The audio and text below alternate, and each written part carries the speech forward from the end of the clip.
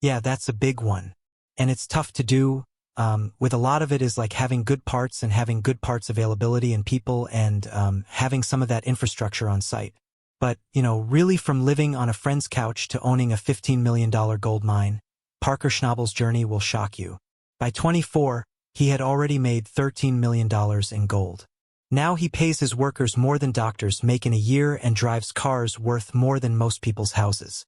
But here's what gold rush cameras don't show you: the wild Vegas trips, the luxury vehicles, and the real reason his girlfriend left him. Let's get into the private world of TV's richest young star. Parker Schnabel didn't grow up like most kids. He was 5 years old the first time he operated heavy machinery. That happened at his grandfather's mine in Haines, Alaska. The place was called Big Nugget Mine, and it wasn't a playground. It was a real working gold mine, and Parker wasn't just there to watch. His grandfather, John Schnabel, believed in teaching by doing. So instead of toy trucks, Parker was learning how to handle real ones. He was sitting in the driver's seat of loaders and dozers while most kids were still figuring out training wheels. That early experience shaped everything. Haines is a small town with about 1,700 people.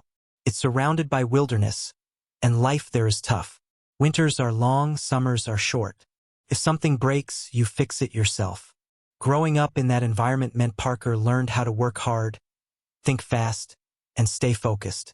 There wasn't much room for laziness. While other kids were playing video games, Parker was learning how to move dirt, manage crews, and understand the value of gold. By the time Parker was 16, things started to change. His grandfather's health was getting worse. John Schnabel was more than just family. He was a mentor and a legend in the mining world.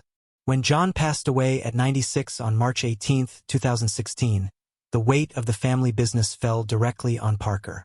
He had already been helping run Big Nugget Mine, but now he was fully in charge. It was an emotional time.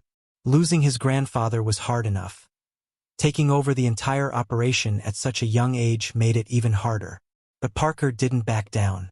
He took control and made sure the mine stayed alive. Then came a decision that surprised everyone. Instead of going to college, Parker took his entire college fund, $663,000, and used it to buy mining equipment. It wasn't a guess. It was a calculated move. He believed in what he was doing, and he was willing to bet everything on it. That money helped him expand his operations, improve efficiency, and mine more gold than ever before. It was a risk, but it worked. Over time, that investment turned into millions. Parker Schnabel was only 16 when he stepped in front of the cameras for the first time. He was young, quiet, and unknown. The producers of Gold Rush weren't sure he was the right fit. They had their doubts. A teenager leading a mining crew didn't sound like the kind of story that could carry a whole season. But then they saw him in action. Parker had grown up on the Big Nugget Mine in Alaska. His grandfather, John Schnabel, had taught him everything from the time he could walk. He wasn't just a kid with a famous last name. He knew how to handle equipment, talk through strategy, and understand the risks. During his first audition, the crew watched him break down how to run a mine from top to bottom. No script, no coaching, just raw knowledge. It was more than most adults they'd seen. What really pushed things forward was how naturally he handled machines. At 16, he operated heavy equipment with steady hands. He knew what each piece did, how to use it, when to switch it out, and what could go wrong. He wasn't guessing, he was working. That kind of skill doesn't come from books. It comes from years in the dirt. The producers took a risk and signed him. That risk paid off. When he first signed on, Parker negotiated a $25,000 per episode deal. That number was surprising for someone so young, but he wasn't just filling screen time, he was leading real operations. He was making decisions that could cost or save millions. As the show grew and the audience followed his journey, Parker's value climbed fast. Eventually, he was making up to $100,000 per episode. Even with those numbers, Parker didn't start living like a celebrity. He didn't buy flashy cars or giant houses. He spent his money on the people around him, hunting trips, travel with his crew. He once said he'd rather spend on memories than on stuff. That mindset made him different. He was grounded in a way that stood out in reality TV. The job wasn't easy. Filming each season of Gold Rush took months. That schedule included planning, filming, and editing. For Parker, it meant spending most of his time on camera, on site, and under pressure. While most teenagers were focused on school or sports, Parker was leading full-scale mining operations in the middle of the Yukon. Parker Schnabel was still in his early 20s when he pulled off one of the most impressive gold hauls in modern mining. It happened in the Klondike, a place known for brutal weather, hard ground, and gold that's never easy to find. During one season, Parker and his crew managed to dig up 1,029 ounces of gold. That much gold was worth over $1.7 million at the time. For someone his age, it wasn't just a personal win. It changed how people saw him in the entire mining world. That haul didn't happen by chance. Parker had to plan every move. He was leading a full team, running wash plants, keeping machines working nonstop, all under the tight clock of a short mining season. It was grueling, but he kept things running. That kind of pressure breaks a lot of people. Parker made it look like he belonged there. He didn't just survive, he dominated. What made the moment even more powerful was the timing. Most people his age were sitting in college lecture halls or trying to land their first job. Parker was out in the cold pulling more than $1 million out of the ground. That 1,029-ounce haul wasn't just gold. It was proof that he understood the land, the risk, and the grind better than most people twice his age. This achievement became a turning point. It wasn't just big money. It made Parker a central figure on Gold Rush and showed that he wasn't just lucky, he was good. Viewers started to see him as more than a young guy with a shovel. He was becoming a serious player. That moment put him on a new path, and everything that came after started from that one season. Years later, Parker made a move that left even experienced miners stunned. He bought Dominion Creek for $15 million. At the time, he was only 28. Dominion was known for having massive potential, up to $200 million in gold still in the ground, but it also came with huge risks. To break even, Parker had to mine 10,000 ounces every season for 6 years. Missing that number would mean losing everything he poured into the deal. It didn't go smoothly. In the first 4 weeks, his team only managed to pull 135 ounces. Frozen ground slowed them down, equipment started breaking. Everything that could go wrong seemed to hit them at once. Parker didn't fold. He changed strategy, brought in better machines, and even spent $540,000 on new water pumps that could move 76 gallons a minute to help with gold recovery.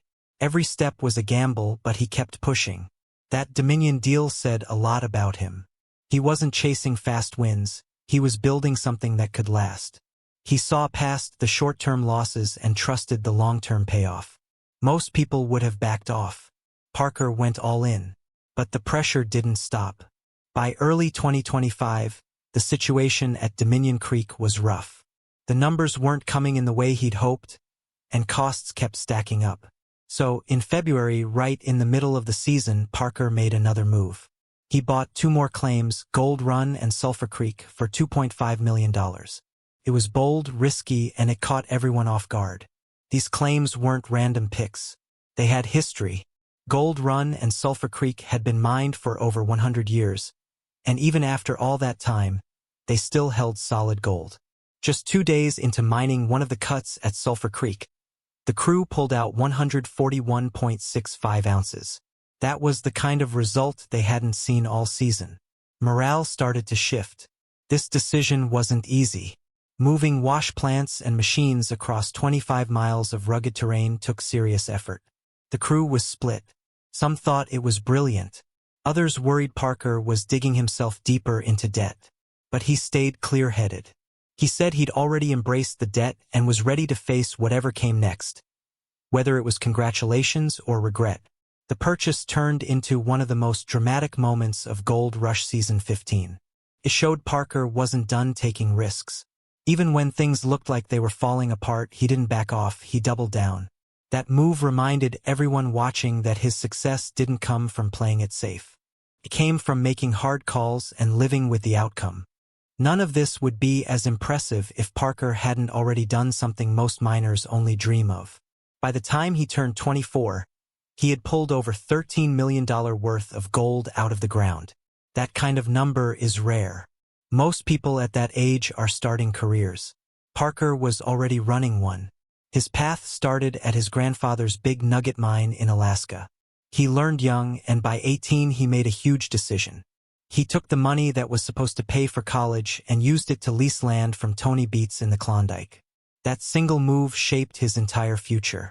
He started building his own team, running his own site, and learning everything about the job, geology, equipment, and leadership. He didn't spend his money the way most young millionaires might.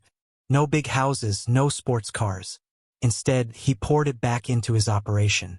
He bought better equipment, expanded to new ground, and focused on long-term growth. Every season, he tried to get better. That focus is what kept him ahead.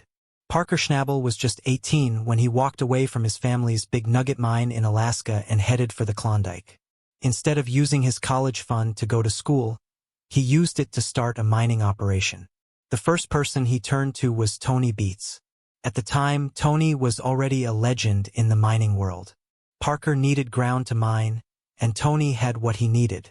They struck a deal, and it became Parker's first real move as an independent miner.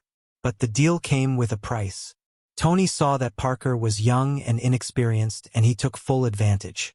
The royalty structure looked simple at first, 15% on the first 1,500 ounces, but every 1,500 ounces after that came with a 5% increase. By the time Parker hit 6,000 ounces, he was paying 25%. He didn't fully understand how bad the deal was until Season 8, when he had to stop mining right at 6,000 ounces just to avoid going broke.